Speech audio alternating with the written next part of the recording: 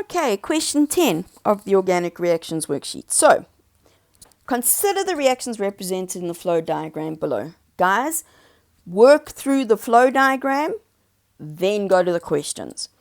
More than likely, they're going to ask you what type of reaction it is, what conditions there are, all of that sort of stuff. So if we look at reaction 1, we are going from a haloalkane to an alcohol.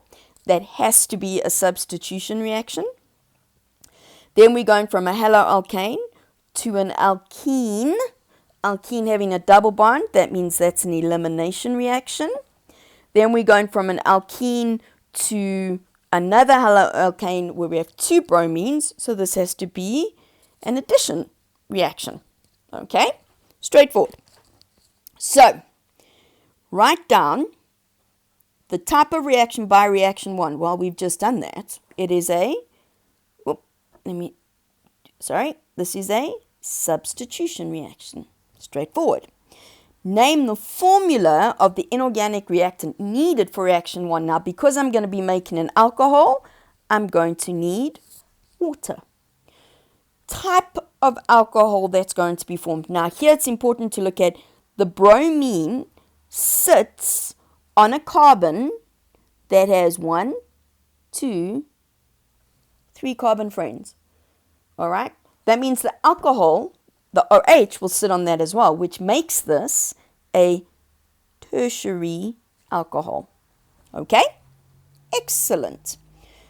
What's the type of reaction represented by elimination by reaction 2? Well, that's elimination.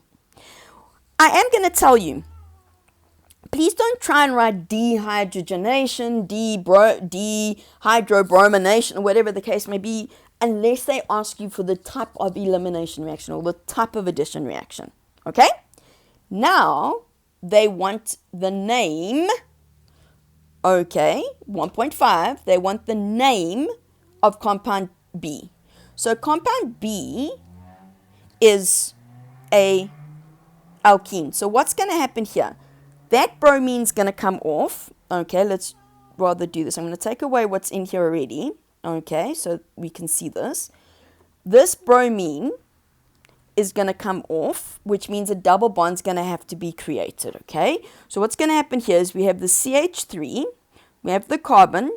Here we would have CH3, and there's where the CH3 would be. But but the halogen and the bromine's going to come off. Okay, so our hydrogen and the bromine is going to come off. So I've got to get rid of one of these. Okay, so that means this turns into a double bond over here.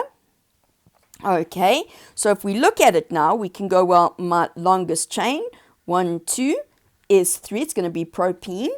All right, the methyl group sits on number 2. The double bond sits between 1 and 2. So when it comes to this, for the IUPAC name, we are going to write that it is 2-methyl prop 1-ene. Okay? Draw it out. Then they want the type of addition reaction represented by reaction 3. So reaction 3, I'm adding a bromine to it. Okay, I'm adding halogens, but I'm adding 2 halogens, which means it's not hydrohalogenation. All right, this is very, very important. It's just plain halogenation because both of the bromines are going in.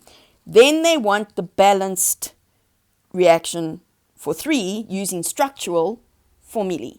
So we've actually started half of this because watch, in order to do 10.1.5, I basically drew out the reaction.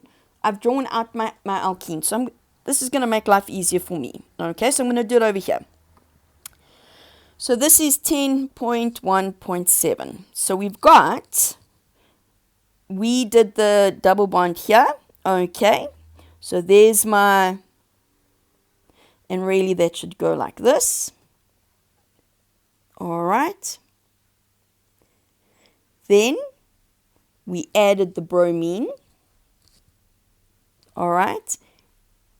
That, okay, becomes 1, 2, 3. Remember, one bromine goes on each one of the carbons that had the double bond.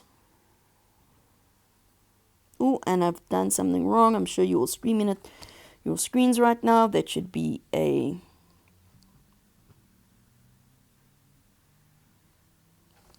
All right. So that was pretty straightforward. Nice and easy. End of that question. Okay. Then, next one.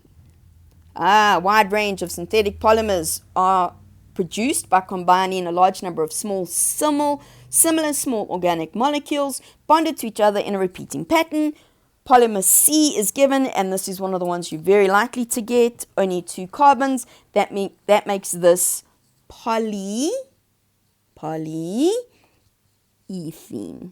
Okay, nice and easy. One word for the underlined phrase, well, that's a monomer. That's a definition. It's just another way for us to ask it.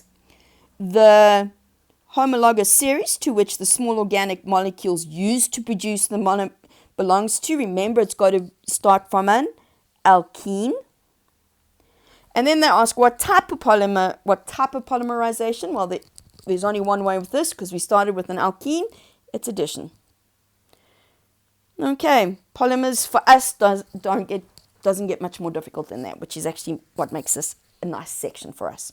Okay, great.